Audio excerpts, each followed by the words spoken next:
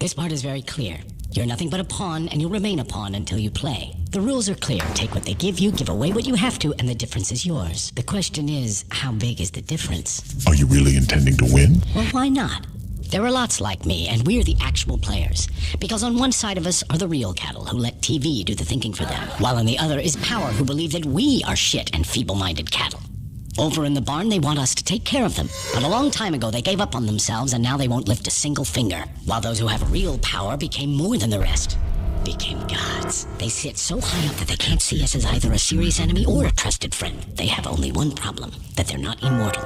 That just leaves you and me. Sometimes I benefit you, other times you me. Everyone plays a game of their own. Think you're a player, do you? I play like the great ones. Take the authorities. Quite unceremonious, but they do have a few lively plays up their sleeves with the people. Every couple of months, they let them blow off steam. Elections, Black Friday, a new auto plant, the latest installment of Star Wars, the Super Bowl. And the people just gobble it up. But when people have holes in their pockets and nothing to eat, who's responsible for that? So now, without their beer and football, they need a sacrifice. And you can be certain that power will provide them with a patsy. And it'll be us. Understand? So that is the game. Here are people who don't care about themselves, and here's authority that doesn't care about them either. And here we are in the middle, who sort of owe something, but what and to whom?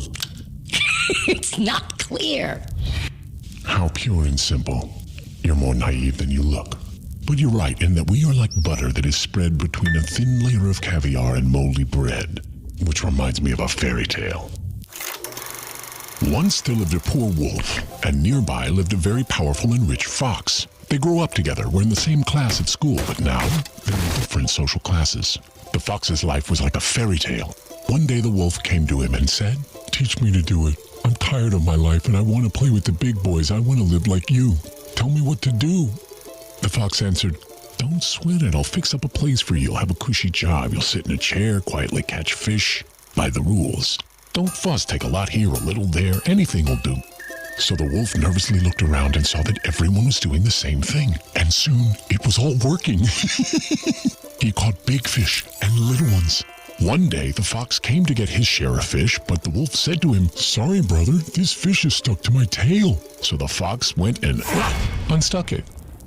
He cut the wolf's tail off and unstuck the fish. Good thing the wolf wasn't using his for bait. That's what happens when you play by someone else's rules. Why are you telling me your tale's here? If you're so smart, then maybe you know a way out. The way out, my colleague, is through the entrance. It's time to get out of this game. Look, yeah, we have money, and what good does it do? There is nothing for us to do in this country. The number of alcoholics and morons is larger than the whole population. It's all polluted, education doesn't exist, and that new auto plant? It's not real. There's no other way than to leave and wipe this nightmare from our brains. To leave? And who's going to let you do this? You'll never forget this nightmare because it won't ever let you wake up. We do have money, but whose money is it? Is it yours, really? Can you actually spend it? Or offshore it? Can you legalize it? Give it to your children? Don't lie to yourself. Don't be like the others. You're in a trap, and the trap will only open its jaws once you are good and deceased. We can buy our way out of a criminal suit, maybe a nice mansion, a few cars, expensive tutors for the kids, but that's about it. See, you're like a hamster on a wheel, no freedom to be seen while the system rolls right on. Why don't I tell you a fairy tale, my special friend? Once there lived a smart guy like you. He found a job, settled in, and slowly rolled along with his life. Then he looked around and rolled a bit faster. He was allocated a budget and he administered it wisely, and by the rules, he got his cut. You know what I mean? Why would you ever build a fence for $1 million when it can be done for so much more? So he rolled on like this. The books looked good. Sometimes they didn't quite balance, but mostly it was a well-oiled machine. He'd give a taste to get off in court, give a taste to avoid an audit, he'd give a taste to whomever caught him and get away. But came the day he decided, enough. I've made enough for myself and my kids. No more risk. Everything can change. I'm leaving the game.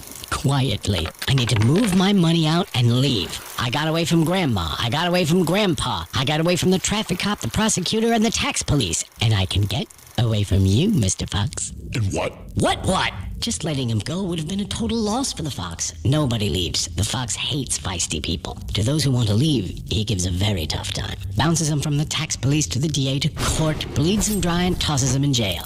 You asked for it, gingerbread man. Why are you silent? Hello?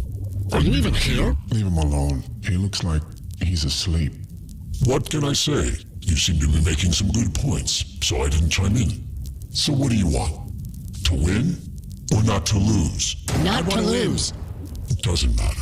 How is it possible to win or lose in a game where the rules are constantly changing, but are never changed by you? I want to tell you a story too. There once was a turnip that grew very, very big.